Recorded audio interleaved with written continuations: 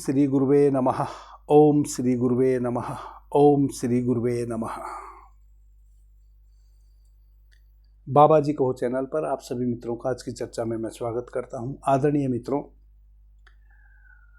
आज शुक्ल पक्ष की प्रथमा है और सोमवार का दिन है, यानी कि नववर्ष 2026 की शुक्ल पक्ष की पहली प्रथमा है।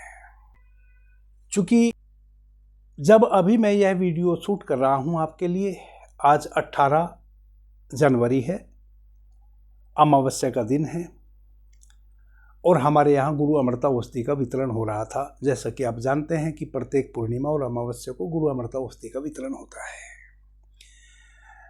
जिसकी तैयारी 3-4 दिन पहले ही शुरू हो जाती है। इस कारण से मैं आपके सामने यह बात पहले से नहीं ला सका। मैं जानता हूं कि देर हो चुकी है। जब आप मुझे सुन रहे होंगे तो कोई मित्र मुझे दोपहर में सुन रहा होगा, कोई सुबह में सुन रहा होगा। इसलिए कुछ मित्र वंचित हो जाएंगे आज की इस चर्चा से। बड़ी छोटी सी यह चर्चा है। जो मित्र मुझे दोपहर में सुन रहे हैं वह सही 12 बजे से लेकर और 1 बजे के बीच में अपने स्वर को चेक करें। यदि उनका चंद्र स्वर बह रहा है 12 और 1 के बीच में, स्वेच्छा से, आपने जबरदस्ती सक्रिय ना किया हो, तो आप इस पूरे पखवाड़े में पूर्णिमा तक जो भी नया काम शुरू करना चाहते हैं उस कार्य को आप शुरू कर सकते हैं। 100% वह कार्य आपके पूरे होंगे। बस ध्यान इतना ही रखें कि जो भी आपने इस पूरे पखवाड़े में कार्य शुरू करना है वह दिन चंद्र के हों और तिथि भी चंद्र की हो। जैसे प्रथमा, द्वितीया, तृतीया चंद्र की तिथि है। सप्तमी, अष्टमी, नवमी यह भी चंद्र की तिथि है। त्रयोदशी, चौदस और पूर्णिमा यह भी फिर चंद्र की तिथि है। तो यह 9 तिथियां चंद्र की हैं इस पूरे पखवाड़े में। और चूंकि आज वर्ष का पहला शुक्ल पक्ष की प्रथमा का दिन है, वर्ष 2026 का, और सोमवार का दिन है, यानी कि शुक्ल पक्ष की प्रथमा से जो पखवाड़े की शुरुआत हुई है वह सोमवार के दिन हुई है। और सोमवार का दिन चंद्र का ही दिन है। इसलिए यदि आपका 12 और 1 के बीच में चंद्र स्वर बह रहा है तो यह इस बात का प्रतीक है कि आप इस पूरे पखवाड़े में इन 9 तिथियों में यदि सोमवार, बुधवार, गुरुवार और शुक्रवार इन 4 दिनों में से कोई सा भी दिन पड़ता हो तो कोई भी नए काम की शुरुआत कर सकते हैं। 100% आपको सफलता मिलेगी।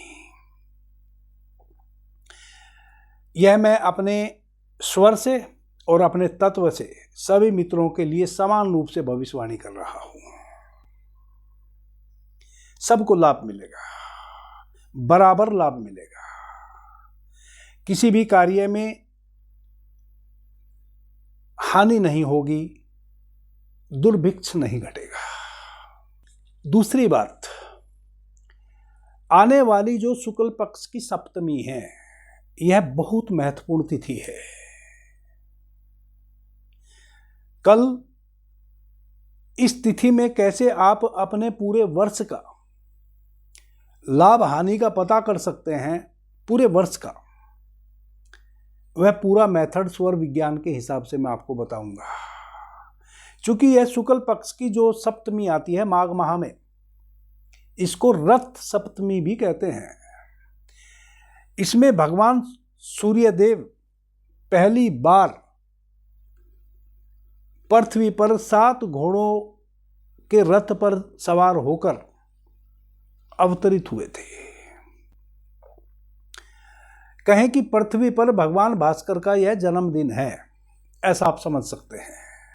इस तिथि का स्वर विज्ञान के अनुसार जो भगवान शिव ने माता पार्वती को शिव सर्वोदय विज्ञान में विस्तार से बताया है, इस तिथि का बड़ा महत्व है। इस पर मैं विस्तार से कल चर्चा करूंगा। आप याद करके उस चर्चा को जरूर सुनेंगे जो आने वाली सप्तमी से संबंधित होगी। और वह यदि आप अच्छे से अपने स्वर से,